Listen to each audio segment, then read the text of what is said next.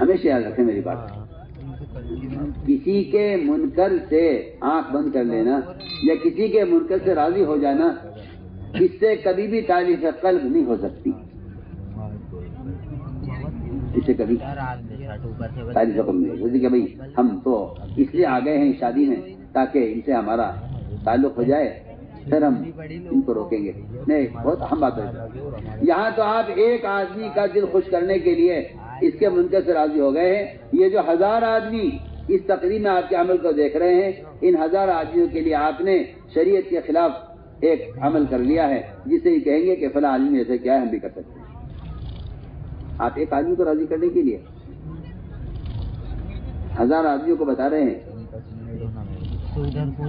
اس لیے کہ کسی منکر کے ماحول میں کسی عالم کا خاموش ہو جانا، یہ اس منکر کو معروف بنانا ہے۔ ہم کچھ کہہ رہے ہیں، اس منکر کو معروف بنانا ہے۔ آپ دلیل ہیں، آپ قائد ہیں، قائد کہتے ہیں گاڑی چلانے والے کو، قائد کہتے ہیں گاڑی چلانے والے کو اگر یہ گاڑی کسی گڑھے میں گرائے گا تو جو مریں گے یہ غلطی ڈرائیور کی ہے کہ اس نے گاڑی گڑھے میں گرائی، صحیح بات۔ یہ لکھا ہے ثانی صاحب کہ علماء کو چاہیے کہ وہ ایسی تقاریب میں شرکت ہرگز نہ کریں جن میں کوئی عمل خلاف شریعت ہے، اس لیے کہ ان کی شرکت اس کام کی کہ جائز ہونے پر مہر لگا دے گی، یہ کہیں گے بھائی ہم نے فلاں کو کرتے ہوئے دیکھا نہیں کرتا۔ علماء انبیاء کے وارث ہیں، ان کا عمل امت کے لیے نمونہ ہے، اور اگر کسی شخص کو اپنے کسی متعلق آدمی پر اتنا اعتماد ہے کہ وہ میری بات کا انکار نہیں کرے گا اور میری بات مانے گا، تو چاہیے علماء کو کہ ایسی تقاریب میں ضرور شرکت کریں تاکہ ان کی شرکت سے معاشرے کی اصلاح ہو۔ مجھ سے ایک صاحب نے اصرار کیا کہ میری بیٹے کا ولیمہ ہے، آپ تھوڑی کے لیے آ جائیں، بس 2 لقمہ کھا لیں۔ اس کا اصرار اتنا تھا، ظاہر بات ہے کہ بطین ولیمہ اسے کہتے ہیں جس ولیمے میں لوگ جانے سے نخرے کریں اور ان کو لائے جائے۔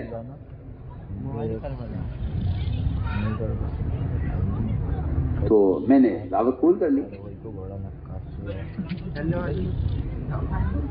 میں وہاں گیا تو میں نے وہاں دیکھا کہ لوگ کھانا میں کرسی پہ کھا رہے تھے۔ میں نے کہا یہ ان کو زمین بیٹھ کھانے کی سنت معلوم نہیں۔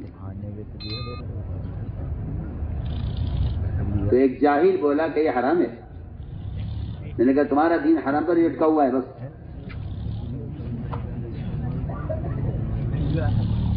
ایک جاہل بولا کہ یہ حرام ہے۔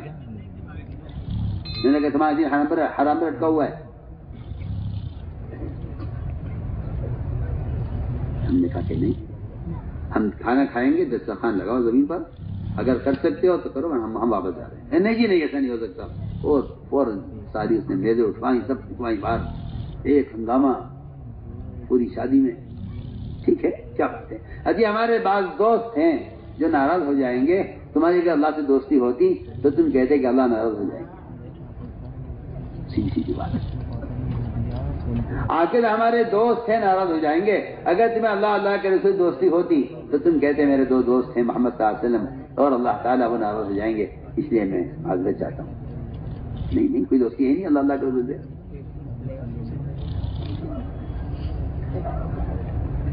تو میں عرض کر رہا ہوں کہ یہ مداہنت ہے اپنے ذاتی تعلقات کو۔ میں کچھ کہہ رہا ہوں، میری بات توجہ سننا۔ اپنے ذاتی تعلقات کو اور کسی سے ذاتی محبت کو، اس کو منکر سے روکنے کے لیے استعمال نہ کرنا مداہنت ہے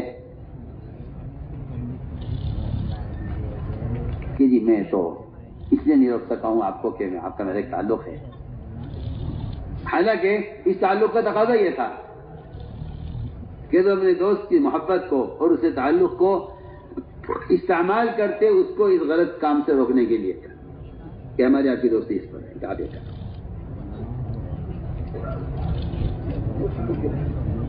تو میں نے عرض کیا کہ اللہ تعالیٰ کا جو احکام ہیں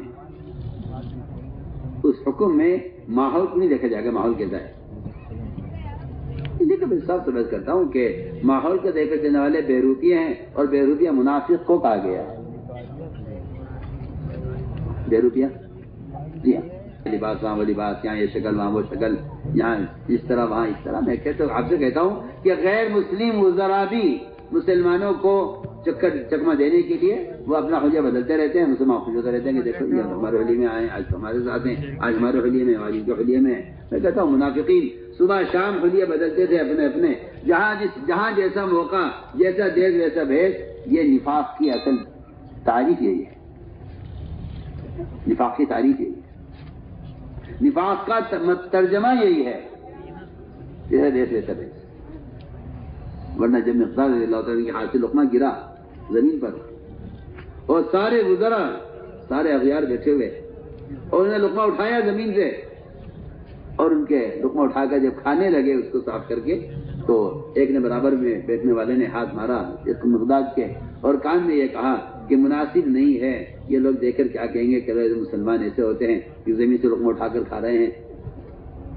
تو یہ کہا اس نے برابر والے نے مقداد سے کہ ہے تو ٹھیک ہے، سنت تو ہے ہی ہے، لیکن سنت تو میں انکار نہیں کر رہا سنت کا، لیکن اس سنت کا یہاں موقع نہیں ہے، اس لیے کہ لوگ اس پر آپ پر ہنسیں گے اور آپ سنت ہنسنے کا سبب بنیں گے. میں آپ سے کہہ رہا ہوں آج بھی مسلمانوں میں اپنے آپ کو بڑا پڑھا لکھا سمجھنے والے لوگ ایسے ہیں جو کہتے ہیں کہ سنت پر وہاں عمل کرنا چاہیے جہاں اس پر ہنسنے کا کوئی سبب نہ بنے. اگر آپ نے یہاں عمل کیا لوگ اس سنت پر ہنسیں گے، آپ سنت پر ہنسنے کا ذریعہ بنیں گے.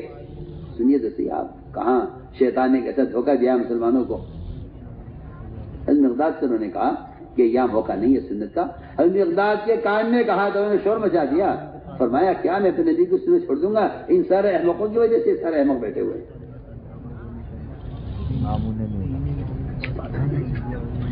اترک سنت نبی لہٰذا احمقا، یہ احمق بیٹھے ہیں سارے، کیا میں نبی کی سنت کو چھوڑ دوں گا ان کے لیے؟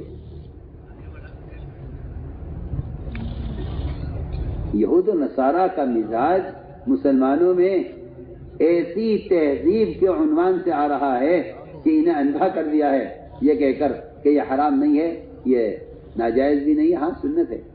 عجیب پاگل پن کی باتیں ہیں. اکثر فرماتے تھے جس آدمی کو خلاف سنت طریقہ اچھا لگے اس کے دل میں کفر نے جڑیں پکڑ لی ہیں. آپ کہاں سو رہے؟ اس کے دل میں کفر نے جڑیں پکڑ لی ہیں جس کو خلاف سنت عمل اچھا لگتا ہو.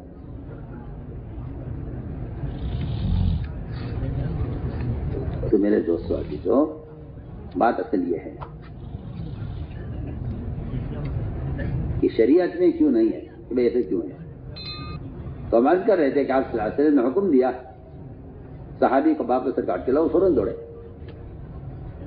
کہ نہیں، کیونکہ قرآن نے صاف کہہ دیا ہے کہ اگر محمد صلی اللہ علیہ وسلم سے مقابلے میں تمہیں محبت اپنے باپ سے، اولاد سے، تجارت سے، زراعت سے، اپنے وطن سے، اگر تم سے محبت زیادہ ہے تو پھر تم اللہ کے عذاب کا آنے کا انتظار کرو.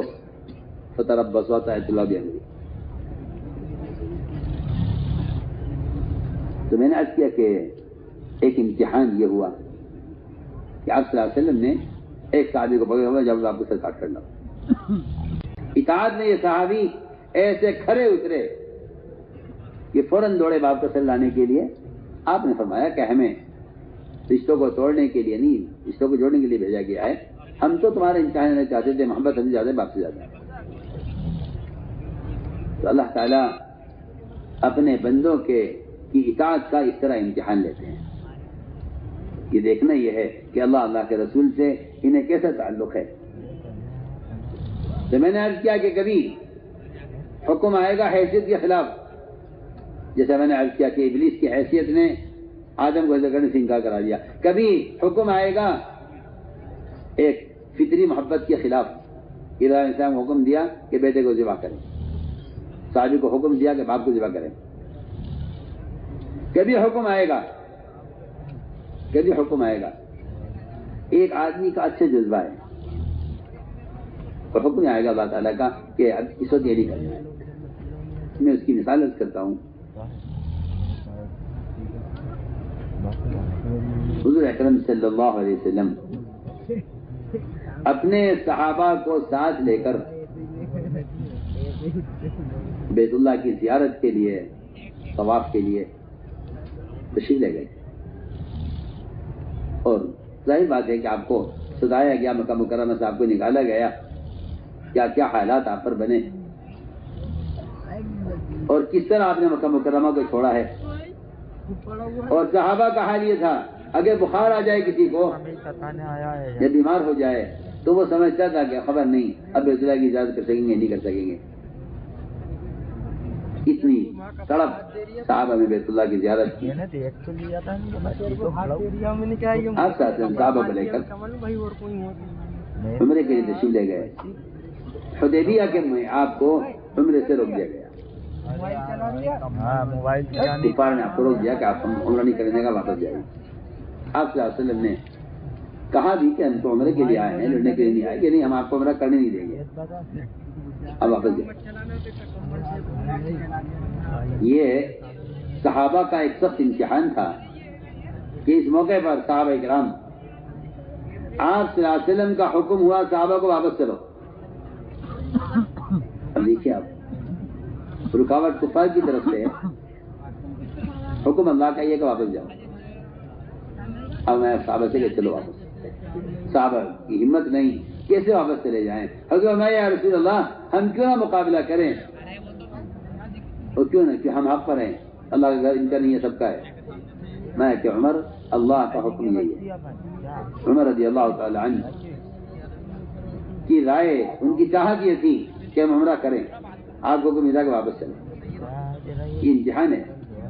ہم دیکھنا چاہتے ہیں تمہارا اچھا جذبہ, تمہارا اچھا شوق, اگر ہم تمہیں اچھے جذبے سے بھی روک دیں تو ہماری بات مانتے یا نہیں مانتے. اللہ اکبر. یہاں جذبہ اور شوق عمرہ کرنے کا اور حکم واپسی کا کوئی تیار نہیں. آپ صلی اللہ علیہ وسلم پریشان ہو کے گھر میں داخل ہوئے. ام سلمہ سے کہا کہ اللہ کا حکم یہ ہے مگر میرے صحابہ وہ سر مڑانے کو واپس جانے کو تیار نہیں ہے. ام سلمہ نے کہا کہ آپ اپنے آپ سے کہیں کہ وہ آپ کا سر مونڈ دے. یہاں سے اصول ملا ہے سب کے لیے, نئے ہوں یا پرانے, بڑے ہوں یا چھوٹے, سب کے لیے یہاں سے یہ اصول یہاں سے ملا ہے کہ ہر ایک شخص کو چاہیے کہ وہ عمل کرنے میں, قربانی دینے میں اپنے آپ کو مقدم کرے, اپنے آپ کو مکلف کرے, اپنے آپ کو مقدم کرے, اپنے آپ کو مکلف کرے. یہ حکم دیا گیا. آپ سے فرمایا اپنے اللہ سے کہ میرا سر مونڈ دو. جیسے صحابہ نے دیکھا کہ آپ کا سر مونڈا جا رہا ہے, صحابہ کرام نے اس طرح اپنے سر کو مونڈا ہے کہ ان کے سروں سے خون بہ رہا تھا, انہیں ہوش نہیں تھے, سر زخمی ہو گئے. لیکن صحابہ کہ آپ صلی میں ایک عمل کریں ہم نہ کریں یہ کیسے ہو گئے. یہاں جذبہ, شوق عمرہ کرنے کا, حکم واپسی کا. آپ سوچیے ان میں بعض صحابہ ایسے تھے, ہم آپ سے بہت بنیادی بات آپ سے کر رہے ہیں کہ اگر کوئی شخص اپنے دل میں محمد صلی اللہ علیہ وسلم کی چاہت کے سوا کوئی اور چاہت رکھتا ہے, قرآن نے کہا ہے تیرت کی قسم یہ مومن نہیں ہو سکتا. کوئی مسلمان اپنے دل میں اگر محمد صلی اللہ علیہ وسلم کی چاہت کے خلاف اپنے دل میں کوئی رائے رکھتا ہے, کوئی چاہت رکھتا ہے, تو قرآن یہ کہتا ہے کہ تیرت کی قسم یہ مومن نہیں ہو سکتا. میں بتاؤں گا آگے یہ آیت کب نازل ہوئی ہے. بعض صحابہ کے دل میں ابھی بھی یہ بات تھی کہ ہم عمرہ کر لیں. انہوں نے بجائے سر منڈوانے کے بال کتروا لیے اس امید پر کہ شاید کفار کو رحم آ جائے اور شاید عمرے کا اجازت مل جائے. انتظار کر لو, جب حکم آ گیا واپس چلو. اب انتظار کس چیز کا؟ نبی کا حکم واپس چلنے کا، اب کیوں انتظار کر رہے ہیں آپ؟ اس کا مطلب یہ ہے کہ نبی کی چاہت واپس جانے کی ہے، آپ کی چاہت عمرہ کرنے کی ہے، جبکہ عمرہ عبادت ہے، امام صاحب کے نزدیک واجب ہے، امام صاحب کے نزدیک سنت ہے عمرہ کرنا۔ سنیے آپ، دل میں یہ تھا بعض صحابہ کے کہ ہم بال کتروا لیتے ہیں، شاید عمرہ کر لیں ہم، اب کتروا لیتے ہیں پھر بلوا لیں گے۔ آپ صلی اللہ علیہ وسلم نے 3 مرتبہ سر مڑانے والوں کے لیے دعا فرمائی، 3 مرتبہ دعا فرمائی، اے اللہ حلق کرنے والوں کی مغفرت فرما، حلق کرنے والوں کی مغفرت فرما، حلق کرنے والوں کی مغفرت فرما، 3 مرتبہ فرمایا۔ 1 مرتبہ بھی ان کے لیے دعا نہیں ہوئی، 3 مرتبہ آپ مغفرت کی دعا جو کی ہے وہ حلق کرنے والوں کے لیے کی ہے۔ جب انہوں نے سنا کہ ہمارے لیے دعا نہیں ہو رہی ہے تو انہوں نے کہا کہ اے رسول اللہ آپ ان کے لیے دعا کی، ہمارے لیے دعا کر دی ہے۔ آپ نے ان کے کہنے پر، بال کتروانے والوں کے کہنے پر آپ نے 1 مرتبہ ان کے لیے دعا کی ہے، اللہم اغفر للمقصرین، اے اللہ جو بال کتروانے کی مغفرت فرما۔ وجہ کیا ہے؟ وجہ یہ ہے کہ جو محمد صلی اللہ علیہ وسلم کی بات پوری طرح مان رہے ہیں اور ان کے دل میں عمرے کا ارادہ نہیں ہے، ان کے دل میں عمرہ کرنے کا ارادہ نہیں ہے، ان کے لیے بغیر ان کی طلب کے مغفرت کی دعا ہو رہی ہے 3 مرتبہ۔ جن کے دل میں یہ ہے عمرہ کر لیتے، ان کے لیے آپ نے دعا خود نہیں مانگی، ان کے کہنے پر آپ نے 1 مرتبہ ان کے لیے دعا کی ہے مغفرت۔ تو ہم عرض کرنا چاہتے ہیں کہ اللہ تعالیٰ امتحان لیتے ہیں، اور جو لوگ امتحان میں کامیاب ہو جاتے ہیں وہ حال کے امر کو پورا، میں تو میری ساری بات کا خلاصہ حال کے امر کا پورا کرنا ہے، چاہے وہ آدم کو سجدہ کرانا ہو، تو یہ سب واقعات میں نے عرض کیے ہیں، ان سب کا خلاصہ صرف حال کے امر کا پورا کرنا ہے کہ ہمارے حال کا امر اگر ضائع کر دیا آپ نے تو آپ ضائع ہو جائیں گے، حال کا امر پورا کر دیا آپ نے تو آپ کامیاب ہو جائیں گے۔ حال کا امر میں عرض کروں گا، یہاں چنانچہ صحابہ نے فیصلہ کر لیا واپس جانے کا۔ ابھی آپ یہاں سے ہٹے نہیں تھے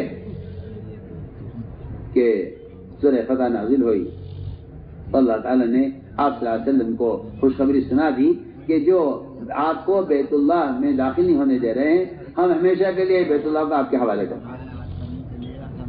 تم نے چھوٹے کام میں اطاعت کر لی، ہم آپ کو بڑی چیز دے دیتے ہیں۔ 1 مرتبہ زیارت کرنے کی کوشش میں آپ نے ہماری بات مانی اور آپ نے جذبہ قربان کر کے اللہ کے حکم پر آپ واپس ہو گئے ہیں۔ ہم آپ کی واپسی سے پہلے ہی آپ کو بتا دیتے ہیں کہ مکہ فتح ہو چکا ہے ہمیشہ کے لیے، اب آپ کو روکنے والے یہاں داخل نہیں ہو سکیں گے۔